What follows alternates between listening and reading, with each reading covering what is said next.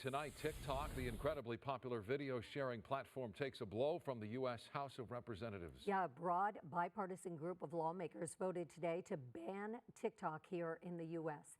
The vote rocked the 170 million users who use TikTok here in the U.S., a lot of them urging lawmakers to reconsider, but Congress fears TikTok is a security threat because it's owned by a Chinese company. Omar Lewis has been monitoring the developments. He joins us live from the news center. Omar. Yeah, Micah and Sandra, the bill overwhelmingly passed in the House by a vote of 352 to 65. It now heads to the Senate, where its future is unclear. Meanwhile, TikTok supporters, they're calling the bill a violation of free speech as they fight against the potential ban.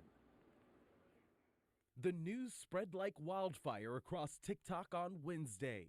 Now we should get concerned. The bill needed 2/3 majority, which obviously you can see it got. Just make them know that you do not support this TikTok ban. As lawmakers in the House of Representatives overwhelmingly voted to approve a bill that could lead to a nationwide ban of the social media app used by 170 million Americans if its China-based owner, ByteDance Ltd., doesn't sell its stake. Our intention is for TikTok to continue to operate, but not under the control of the Chinese Communist Party. Their concern is that the company's current ownership structure is a national security threat, with the Chinese government able to gain access to the data of American TikTok users anytime it wants. We must protect our national security and help keep America's private data out of the hands of our foreign adversaries. I urge support of this bill. ByteDance has long denied that it could be used as a tool of the Chinese government and says it's never shared U.S. user data with Chinese authorities.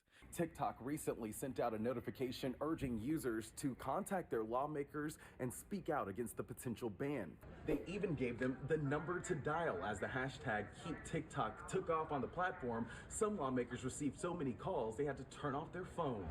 TikTok supporters say the bill is a violation of free speech. Biden, don't take away the app. Let us keep our silly little TikToks where we can make friends, where we can laugh, and maybe where we can get some voters out to actually vote for you. And I think it'll die in the Senate. The Senate would also have to pass the measure for it to become law. Lawmakers in that chamber indicate that it would undergo a thorough review. I would look at the Constitution. What is the role of the government here? This is not our job to do this. And I think there should be a broader conversation about the role of tech and consumer data, but it's got to be applied across the board here to every tech.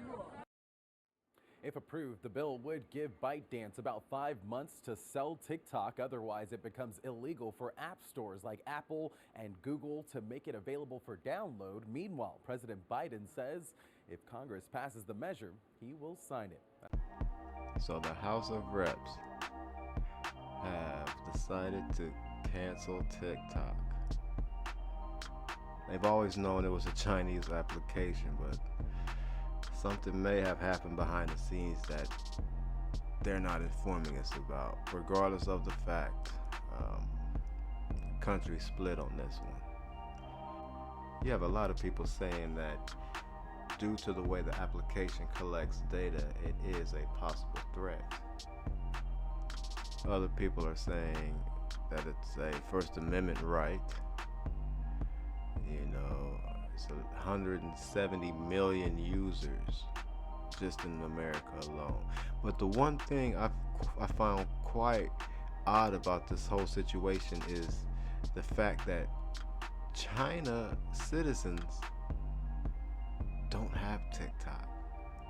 Granted, they do have a similar application that does the same thing essentially, but they don't have TikTok itself there.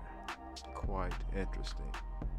But it looks like one of the states in the United States has went ahead and jumped the gun on banning TikTok. Let's get into the next footage. Run it! Battle is underway over Montana's TikTok ban. 5 content creators are suing the state attorney general. They argue the ban, the first of its kind, violates their First Amendment rights. The governor says he believes the law he signed will protect people's data from the Chinese Communist Party. That's what the governor is saying. If it is upheld, all of the app's users in Montana will no longer have access starting January 1st. It's a big loss for those in the state who make a living from TikTok, like, for example, fashion influencer Kylie Nelson. Take a listen. I'm not gonna lie, I was a little shocked and surprised. It's been in talk for a long time, and especially this past month when they said that it was gonna be just state. But when it came to that it's gonna be all of us, I was actually pretty shocked. PEN America is condemning the bill. Director of its U.S. Free Expression Program, Kate Rain, is with me now. Kate, thank you so much for being with us. So many say that this ban obviously violates First Amendment rights, but how justified is the state of Montana in terms of their national security concerns? Thank you so much. It's great to be here. And I really appreciate the question. I think that there is sometimes a desire to think that asserting national security concerns gives the government the right to essentially trump the Constitution, but that's not how this has ever worked. So I think that there are two clear problems here. First, it is unclear the degree to which Montana, as a state, can assert national security interests when it regulates. And second, it's pretty clear that even when the government has national security concerns, they still have to comply with the First Amendment. And in this circumstance, what Montana has done is ban access to an entire speech platform rather than addressing narrowly the problem at hand. They could have taken a much more narrowly tailored approach. The Constitution requires them to take a more narrowly tailored approach. And so it's pretty clear to me that Montana has stepped far beyond its authority, even assuming some of its concerns. And, you know, to a certain degree, we agree some of its concerns are real and should be addressed. Yeah, that's an interesting point you just brought up there, that as a state, does it have a right to sort of use national security concerns? It's not the federal government, it's a state here. So is there room for compromise, just in terms of not issuing an outright ban, but still perhaps honoring some of the concerns that the state of Montana actually has? What would a compromise look like that's not quite an outright ban?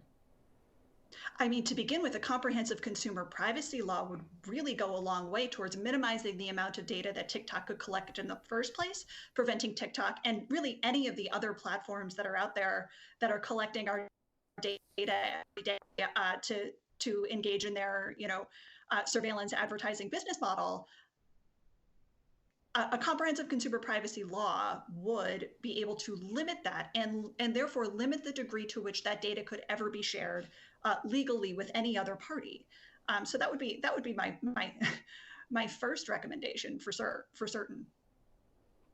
And just in terms of which way you expect this to go, I mean, obviously Montana expected a legal challenge. You know, they're not stupid. They would have known that this was coming. Obviously, they're prepared for this.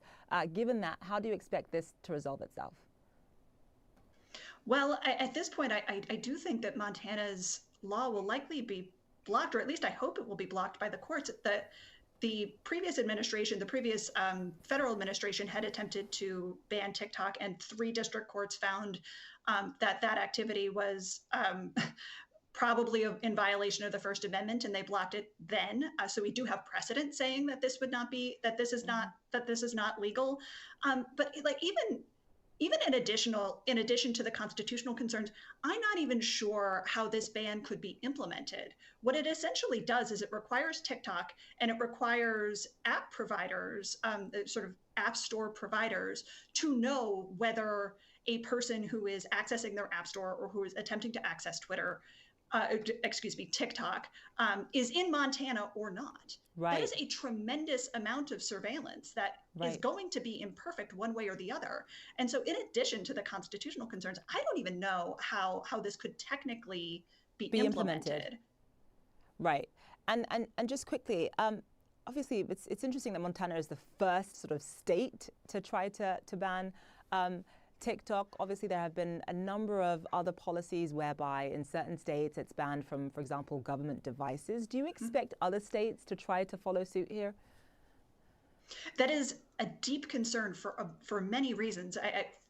Beginning with, you see the users in Montana who are bringing this lawsuit right now, explaining how this ban is going to harm their expressive rights. It's going to harm their ability to be part of a global conversation. I would be incredibly disappointed to see other states follow in Montana's footsteps, not just for users within those states, but also because Pursuing this policy, pursuing a total ban policy, is sort of a gift to authoritarian regimes.